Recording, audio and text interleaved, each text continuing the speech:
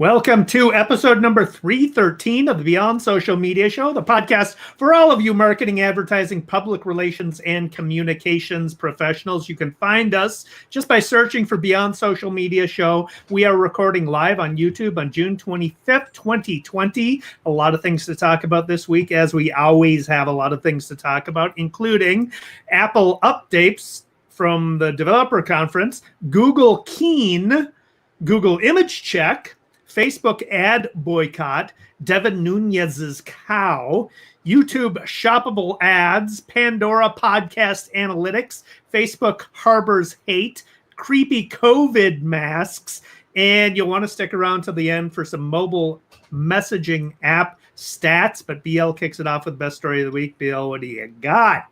Well, I got a haircut, for one thing. Yay! It must feel good. Oh, my God. I can't begin to tell you. The last one was in February, and my hair was shorter than this then. That was fun. But, okay, the story of the week is Apple's Worldwide Developers Conference. And this year, it was online, and it was free. And every year, developers wait for this. You know, it's like the biggest event of the year for them. And they had a lot of changes. And I think one of the more notable ones was it has to do with privacy. This is from a Wired staff update roundup of everything that was said at the conference. Notably, Apple decided to ditch Intel chips, so new Macs are going to run on Apple-made chips. But they're making it. They're going to require third-party apps to ask for your permission to track you, and advertisers are not happy about that. So they're making it tougher because thousands of apps that we ever so lovingly use on our phones have invisible trackers that run in the background, and you can turn them off, but they come back. And they collect and they share our personal information, our email address, our location, our phone number with businesses and with other entities. And the purpose of that is to serve as targeted ads. So now Apple's going to make it harder for advertisers to do that. So also Apple is going to give iPad and iPhone users more control over how our location is shared. The iOS 14 for iPhone is going to make our phones more customizable, notably our home screens, which are a bit of a mess right now. And many people have noted on Twitter that Apple is copying a lot of features Android already had. But one of the things that's going to change is that the app library, which has all our downloaded apps, is automatically going to be organized in folders, starting with Siri suggestions. I'm a little wary about that, based on our typical app use and our recently added apps. And if you're like me and most people, you have apps that you meant to use or thought you'd use or found out you weren't going to use, and you never did anything about it because they made it so hard for you to do anything about it. And so now that's theoretically going to get easier. You're able to hide pages, get yourself streamlined. Widgets are getting a new look, and you'll be able to drag things from the widget panel to your home screen. Right now, the home screen of the iPhone is really rather hard to use. This is kind of fun. You're going to be able to unlock your BMW with your iPhone or your iPad. And also, they're going to make iPads more like computers, which I think is a wonderful idea. The latest version of iPad OS includes a lot of the same enhancements that are coming to iOS 14 for iPhone, but actually Apple is trying to make the iPad even more like the Mac. So to me, that's a great change. And both Mac OS and Safari are getting overhauls, which in my humble opinion, both need very much. So and there was some more, but those are the highlights. Yeah, I watched the conference. The whole thing? Live. No, not the whole thing. I got to the point where, so I mean, the organizing of your apps into folders for you is marginally useful. I mean, I already do that. So I already do that too, but most people don't. Yeah. And they may move them out of my folders and put them in some other place I don't want them. Yeah, true. But I got to the point where they were talking about their privacy stuff and how they're blocking third-party scripts and everything. And so what I took away from that is, okay, so my Google Analytics is not going to work anymore for people using Safari, which is apparently not true. I did a little bit of research on that, and Google Analytics will still work. But if you, as most people do, as I do, use Google Tag Manager to install Google Analytics as well as third-party scripts like tracking for Facebook if you're doing Facebook advertising, or Twitter if you're doing Twitter advertising or whatever, then that probably is not going to work anymore. And I see this as Apple's striking at Google's cash cow, because all these app developers, they're monetizing their apps by using Google AdSense or the mobile version of it. And so there's going to be a lot of third-party developers who are not going to be making nearly as much money on their apps. And then there's journalism.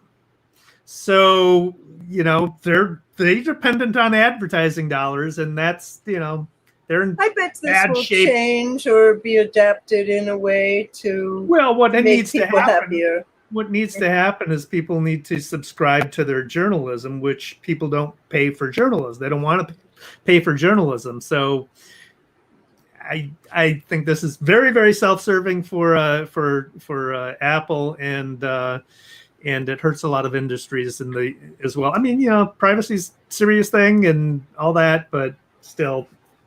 Well, I agree about subscribing to journalism. I mean, I subscribe to the New York Times, the Wall Street Journal, the Atlantic, the Washington Post, a whole bunch of publications that I really want to support. But there's a limit to how many of those you can have. Yeah, but I mean, the ones they're not the ones that are going to be hurt. It's going to be your local, which is the worst. The worst part of the decline of journalism is local journalism, and that's the most important. Actually, it's arguably more important than the New York Times, the Washington Post. I mean, Washington Post has Bezos to support them, so they're doing all right. So anyway, that's my take. My top. We should note, however, that you're not an Apple fan. I am an Apple fan. I just think I don't glorify them the way Apple fanboys do. I mean, I do see some of their faults, which Apple fanboys never do. So, but I have Apple products. I have an iPhone. I have a Mac Air, whatever they're called. I have a computer. I have tablets. So I don't hate on them all the time. This is my top story is Google's new quote unquote social network. I don't think it's really a social network, but it's kind of being portrayed that way, called Keene, Keen. This is from a Search Engine Land article by Gene Sterling. So it is being compared. I think it's called their next attempt at a social network. It's being compared to Pinterest, and I get that it's highly visual. It's very well designed. It's very intuitive. It's counter from what you would expect from Google. It's not just engineering. It's actually usable and intuitive and easy to use. But it's a social collaborative research tool is how I'd position it. It's at staykeene.com is the URL, and you go there and you can sign up right away with your Google account, and you create basically collections of stuff. So there's 3 sections. There's for a given Keene. A Keene is, I think it's like something is really cool, Keene, or what. I think that's where they're getting the name. It's kind of weird, but anyway. It's like grandpa's word for cool. Yeah, exactly. There's 3 sections. There's gems, which contain all your saved results. So you open up, you can explore stuff. That's another section. So you can like stuff, and that's saving it. And it's and then there's searches, so you can create saved searches, which will cull stuff from what Google knows about search results, what Google knows about news, and it's all supported by machine learning. So it will actually surface some really good stuff. I tried it out, and it was like I was surprised at the quality of the results right away. And then based on your own behavior, you can create your own collections, which are your Keenes. And so I created one for audio marketing, and it added a bunch of stuff. You can have it send you a twice a week email with new updates. And you can do this. So I could invite you to my Keene, and you can contribute to it. You can make it entirely private or public. I made mine public. I did a full walkthrough, video walkthrough. We'll put it in the show notes for people to see, and you can try it out without actually trying it out. You can just do it vicariously through my experience. But I will try it out. It is, a Google thing, so who knows whether it's going to last or whether they're going to develop into a full-blown product and whether it'll become really popular and then they'll kill it like Google Readers. So you never know. That's what I'm thinking as you're talking. Like, we'll get into it, we'll love it, and they'll go, poof, it's gone. But I can't wait to try it. It sounds great. We had collections in Hangouts, and at the end, when they were busy destroying Hangouts, they added collections, and it had most of these features. So it looks like they took a piece of it and they made something better from it. Well, it's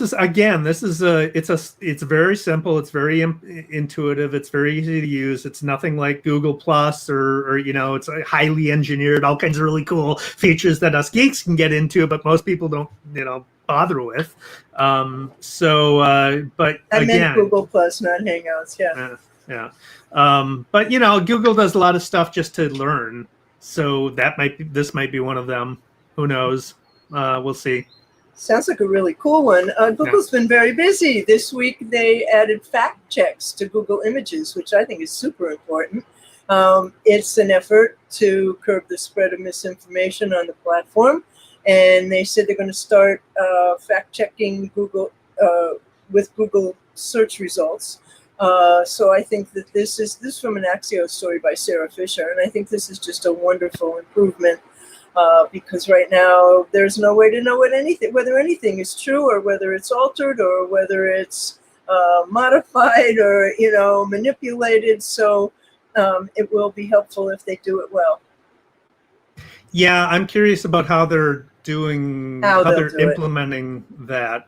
It looks like they're depending upon publishers to verify their own stuff. I haven't looked at it enough, but I noticed that there's a tool for marking up your own content. So what could go wrong there? Yeah, exactly. So there are some significant brands that have called for a boycott of Facebook advertising.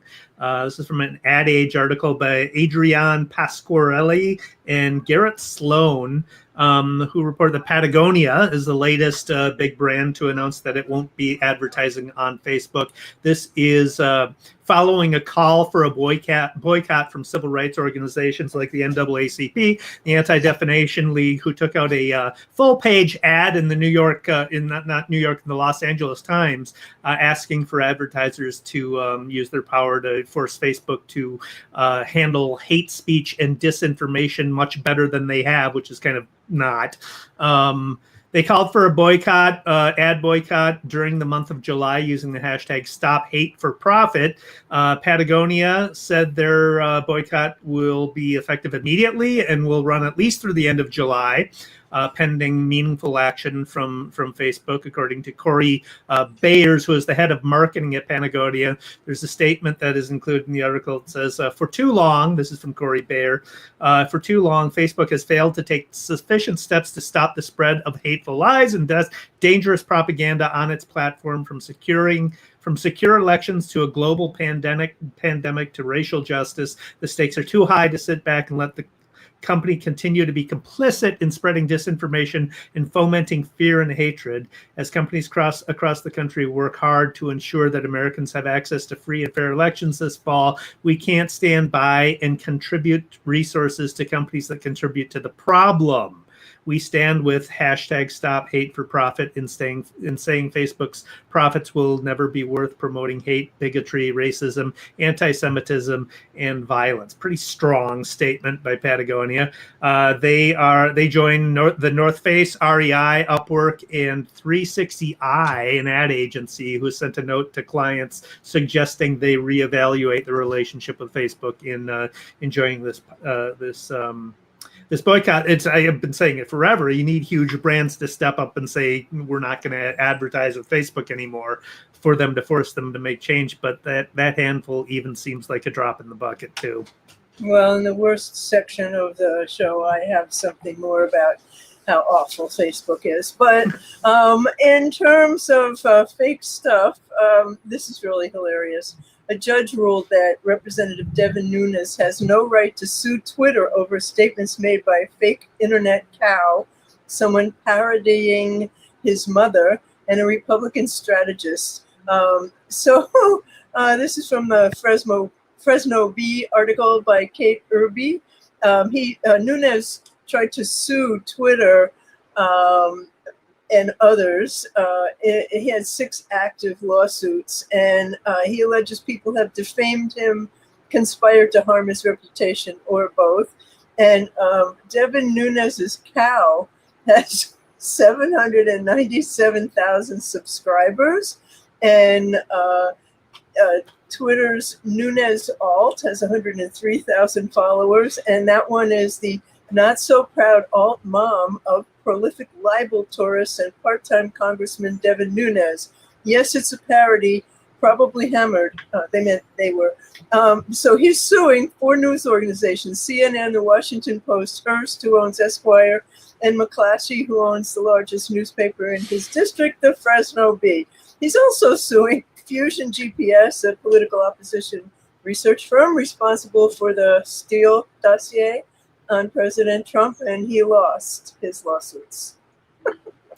And the cow is hilarious, by the way. Yeah, I'm a follower of Devin Nunes's cow, yes. But my question is, what reputation? Right, exactly. Exactly, what reputation? That's exactly right. So, but, I mean, apropos that, the Trump administration is trying to overrule and make it impossible for there to be this type of behavior on social media. What is it? 502, 530, the law they're trying to overrule that says that you can't, that social platforms are not responsible for what other people put on them, because how could they be? What is social media? It's what people put on them. So we'll see how that all plays out. But this is a good first sign. There's an argument. For. I mean, that's why Facebook can. There's an argument for reforming that section of the law, because that's why Facebook can say, no, we're not doing anything. Let hate thrive. So it's not just Trump that's got a problem with that. Well, I would argue that that's not what Facebook is saying. Really, they don't do anything. Well, no, they're saying we're not responsible for speech on our platform, so we're going to let anybody say anything, and because according to the law, they can. But Zuckerberg keeps saying that they're taking action and they're going after these things, and they cheap. Don't. Exactly, talk is cheap. They're not actually doing anything about it. So, do you have more good news, Dave? Was that good news? I'm not sure. Yeah. YouTube has a new ad format. This is according to TechCrunch's Sarah Perez, YouTube announced they've got a new direct response ad format that make video ads shoppable by adding a browsable product listing beneath the ad. So you play the ad like on mobile. If you're playing the ad is at the top of your screen, and below the ad, you can scroll through basically a product catalog and shop while you're watching the ad. So it looks interesting. There have been some surveys that show that people are more inclined to buy after they watch a ad or video about products. So we'll see how that rolls out. But interesting new format? Not actually new. There were shoppable hangouts, and Tiffany had them, and some designers had them, and I think Vogue magazine had one. Toyota had shoppable videos. They didn't catch on for whatever reason. It'll be interesting to see whether they do now. Yeah, the format matters. I've seen the shoppable ads where you click, within the video, and that doesn't. I mean, that you're just interrupting the experience. If the video is good, you want to watch the video, right? So you're not going to click on it. So we'll see. We'll see what happens. Yeah. Yeah. You got any more? Not good news. All right, I got one more. This is Pandora.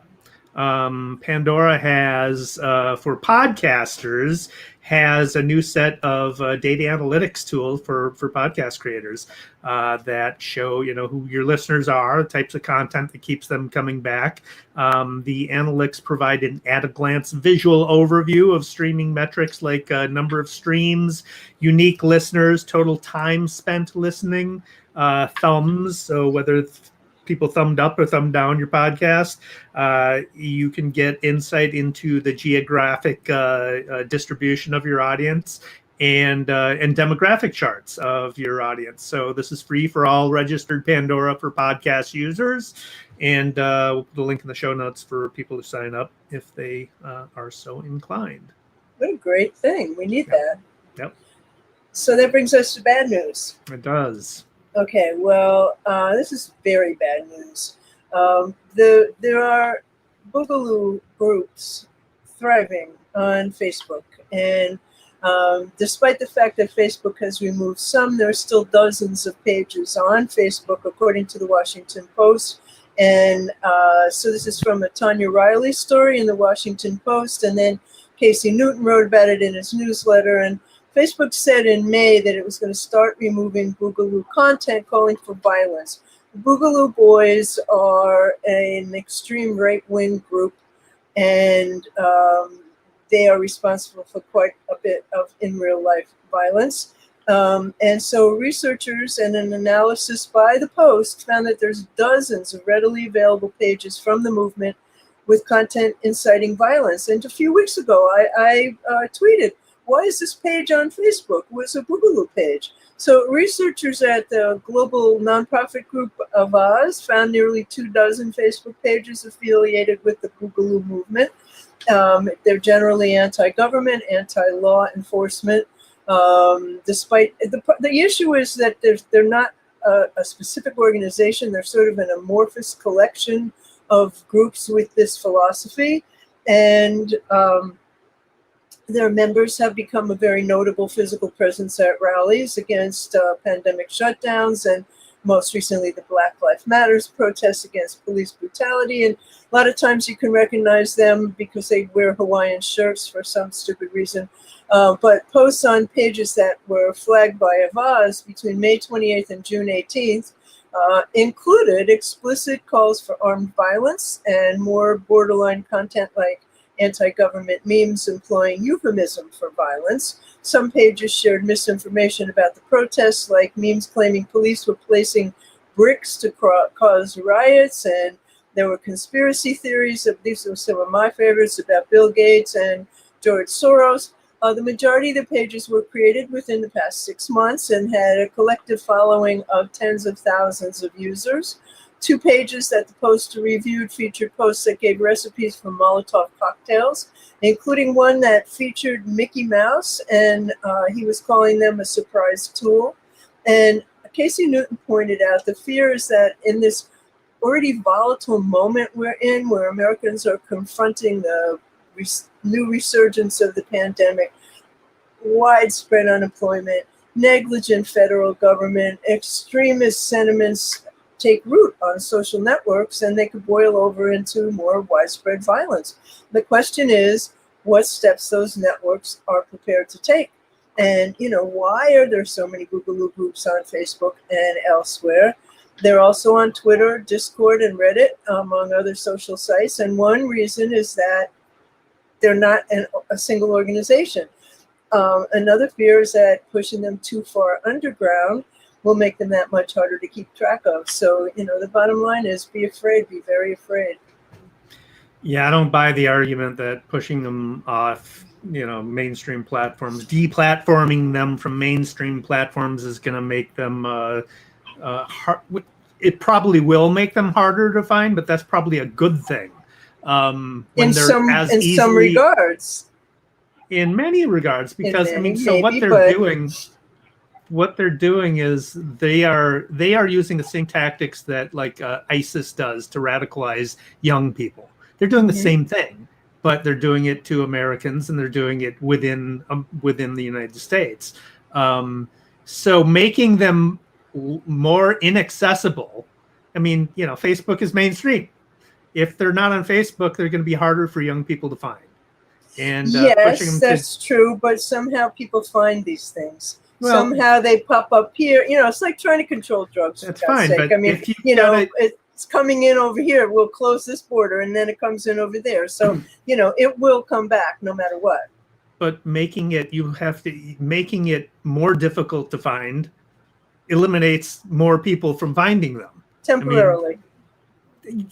I don't know how motivated. I mean, they get sucked in. They find people on Facebook, and then it's soft selling at first, and then they get sucked in. But cutting off that, if you have to go to some Tor site or something to find them, I just think that's a benefit. We'll have to disagree on that, Dave. And they make themselves look cute sometimes too, which is really horrifying. So this is in worse, not because it's horrible, but because you'll find out. This is from an article by Metro UK's, who's the author. Natalie Morris writes about it. There is a producer, a manufacturer in Gandhar, India, who has created a pandemic mask that it prints the bottom half of your own face, so the mask matches your face, and it's a standard cotton mask. It has it covers your nose and mouth, has 2 elastic straps to keep it in place, except it's a picture of your actual bottom of your face, and it's creepy AF. Oh my God. That's hilarious. Yeah, well, I've seen some pretty damn creepy ones, where people have like horrible smiles, and yeah, some of them are pretty creepy, but there are also some really adorable ones. My friend had one on today that had poodles all over it because she has a poodle. But yeah, that's creepy. That's seriously creepy. So, LinkedIn is useful, but it's not always a lot of fun. And today there was a fun fight on LinkedIn between IBM and a company called Yellowbrick. And so what happened is Yellowbrick is a data company that it was promoting its data center on LinkedIn today, and IBM slapped back at them and about their Netezza database. And they said, IBM had a little video, and they said, yellow brick roads are for fairy tales. Netezza, there's no place like home. So then Yellowbrick, which bills itself as the #1 replacement for Netezza and calls Netezza outdated, they linked to IBM's ad and said, lions and tigers and dinosaurs, oh my, get true analytics innovation for the hybrid cloud with Yellowbrick data. Hey, Netezza, sometimes you got to leave home to find real-time answers. So to drive the point home, they had a graphic with a dinosaur by a yellow brick road with the caption, escape from Jurassic Data Center, outrun the Netezzasaurus, it's not hard. And Yellowbrick's CMO said, IBM gave us a great compliment today with their LinkedIn ad, and we're thrilled to be on their radar finally. It's hilarious. Wow. So yeah, brand fights are seeping into LinkedIn. I never would have thought it. I know. I think that's hilarious. Their publicist for Yellowbrick sent me that. And what is her name? She was Gabriela Perez Silva. Sent me that just before the show. And I thought, that is just great. Yeah, brand fights we usually find on Twitter. That's Twitter, yeah. And it's usually Wendy's or Taco Right, Bell or somebody like that. You know, IBM, wow. Pretty hip with them. Any more bad That's stuff? That's it. I got a cool tool here. So I've been producing a podcast, and I'll talk about it when it's ready to be talked about. But but we've been using the podcasting platform Squadcast. Squadcast.fm is the URL. So it's an audio podcasting platform, but it records only audio, but it's a video conferencing interface. So you're able to see your co-host and see your guests and whatever. It's super easy to set up.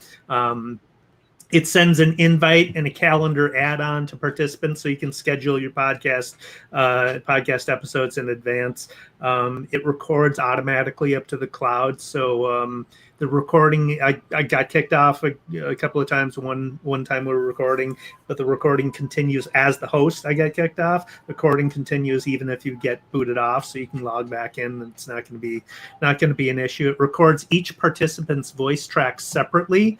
The only thing, that's beneficial for having high quality edits of your audio, but it takes longer if you're going to do it that way. And the only thing I didn't like about it is it has a mix feature, so you can take the like if you have two hosts and a guest, then you've got three different tracks to mix together. There's a mix option, but it didn't align the audio properly, so that didn't seem to work. But records the files in WAV files, so high quality audio.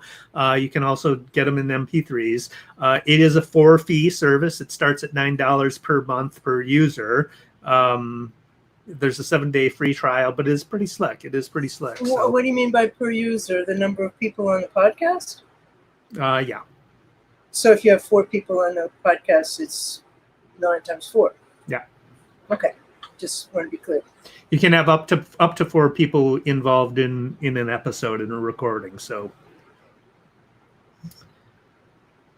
that's what else you got? Yeah, I don't have another one. Okay.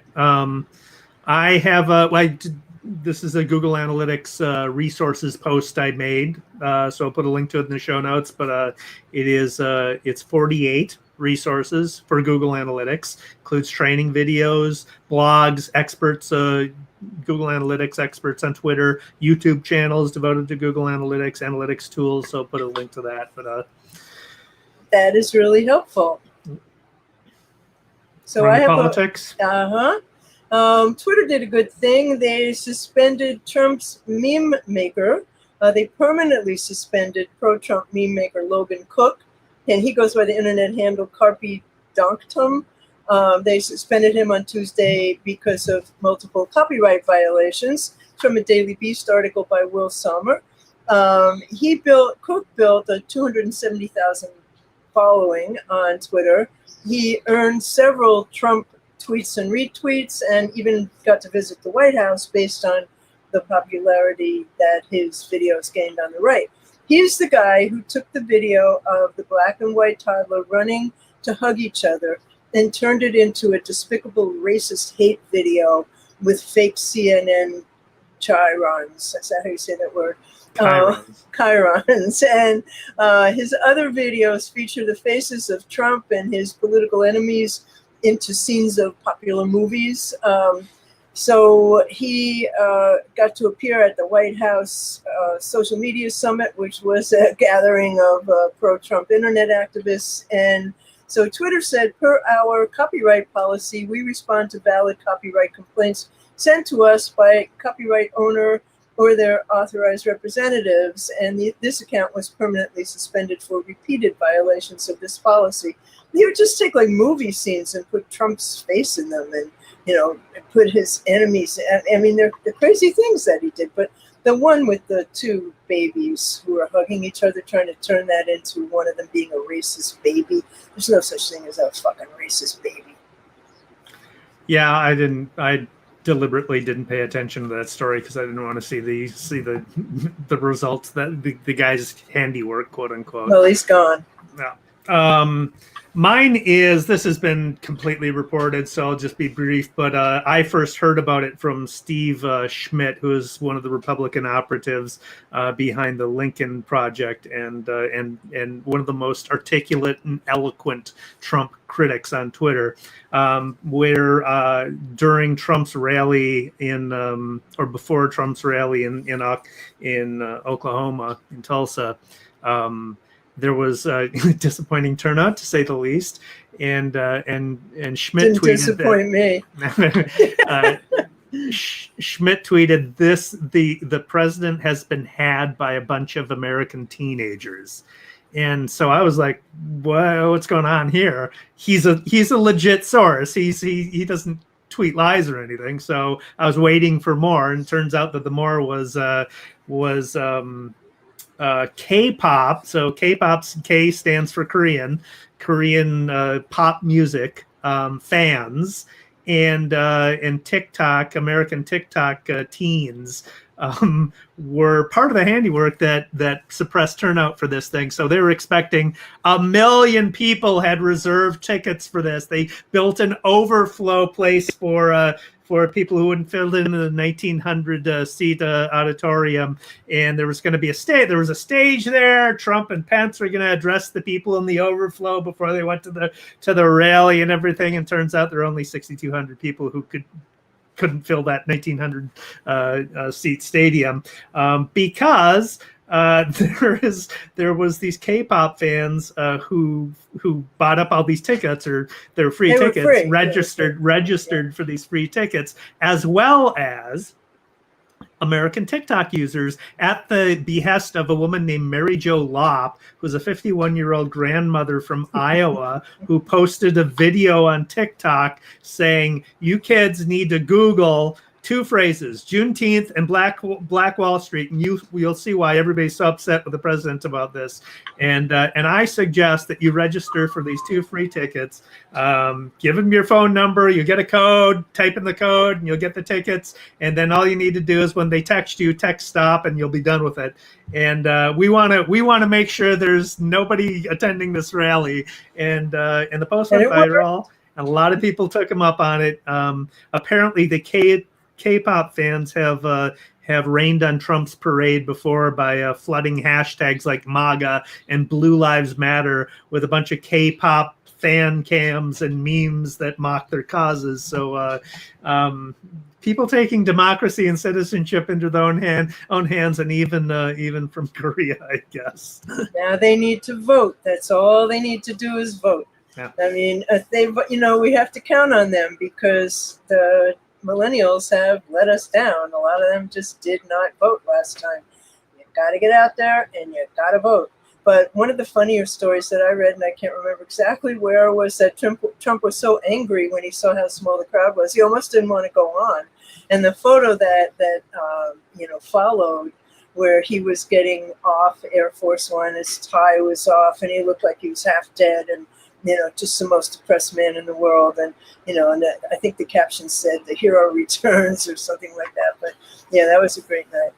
Well, Project Lincoln did a great ad on that as well. It starts off with this soaring music that sounds like it's right out of Jurassic Park, and he's getting on Marine One, and it looks like footage that the Trump campaign was actually going to use for an ad. He's getting on Marine One, it flies up and takes off and goes to the rally and everything, all very, very swelling Trumpian. And everything. And then the second half of it is him coming out, walking from after the rally, desultory. He's got his MAGA hat crumpled up in one hand. He's looking downcast. And the music is somebody with a harmonica playing haltingly the theme from Jurassic Park. It's just a study in contrast. It's just brilliant. That's very funny. That really is. But, he deserved what he got. And then the next day, the hashtag on Twitter was "Donald, everyone is laughing at you." And that was followed "Nobody likes you" a couple days before. So I have a pro tip. I don't know about you, but I have gazillions of emails in my Gmail. They go back to like 2009. And so I decided that I was going to get rid of ones before 3 years ago. So all you have to do is type in older, underline, then colon, 3Y for year, and up they'll all come. I deleted 8,000 tonight before the show. So Very simple. Is that for, do you do that as a search term for your Gmail? Yeah. Okay. Yeah, that's a search term. I'll put it in the show notes. But yeah, you just search that. It brings up all the emails that are more than 3 years old, or more than 1 year old, or more than whatever. But I figure, like, if there was anything important in those emails, I put it somewhere else anyway. And if I haven't read it in 4 years or whatever, it's unlikely that I will. So, and if I ever need whatever it is, I'll find it again. Handy tip. Yeah. Yeah, I got another one. I've been busy cleaning this week.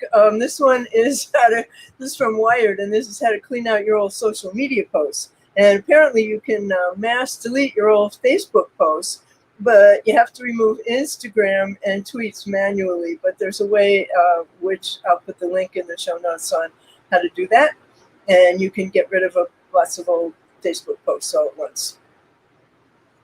All right, so we're going to have to visit the website to read that. You're not going to tell us? No. Okay. All right. Too complicated. Yeah. All right, let's wrap this up. This is time spent with mobile messaging apps. In 2018, Americans spent 18 minutes a day using mobile messaging apps. That sounds like a lot of time. Not to me, it doesn't. Well, I guess if you think about it over the course of an entire day, that probably makes more sense. But it does seem like a long period. By 2019, it rose to 20 minutes a day, and 2020 this year, it's up to 24 minutes a day. And eMarketer has it plateauing for the next 2 years at 24. I can't imagine. I think it's going to go up, but it just seems like a lot of time to me. And it's significant for us as marketers, though, because that's dark social. That's stuff we don't know about. We can't measure. We can't track. And that's where I do a lot of sharing of stuff through mobile apps, content and with people, and nobody, there's no way I can, if it's my own content, there's no way I know about that activity. Well, I have several friends who annoy the crap out of me because they want to have long conversations on messages, and I just pick up the phone and I'm not going to keep typing. If you want to say something to me, we can have this conversation in 3 minutes instead of 4,000 messages that I have to do. But I have friends who send me videos and photos and stories, and I don't have time. Who does? So, and you can't block them. Well, no, they're my friends. Anyway, that brings us to the end of Beyond Social Media Show, podcast number 313. And all you have to do to find us is search Beyond Social Media Show. Links to everything we discussed will be at beyondsocialmediashow.com/313. The video will be timestamped on YouTube, so you can jump directly to any segment that you're interested in by clicking on the time in brackets in the show notes. And I'm here with geeky and ever timely David Erickson, who on Twitter is D Erickson, and he's on Instagram as DE Erickson. YouTube, he's E Strategy, and his wonderful blog is e-strategyblog.com. And I'm BL Ochman. I'm on Twitter as What's Next. My blog is What's Next Blog. On YouTube, I'm What's Next Online. And I have Lucy the Rescue Puppy on Instagram. And the show, BeyondSocialMediaShow.com. And on Twitter, we are at BS Media Show. And you can listen on Google Podcasts, Apple Podcasts, Spotify, Stitcher, iHeartRadio, wherever you get your podcasts, we're there. Please subscribe, please leave us comments, and we'll see you next week. See you next week.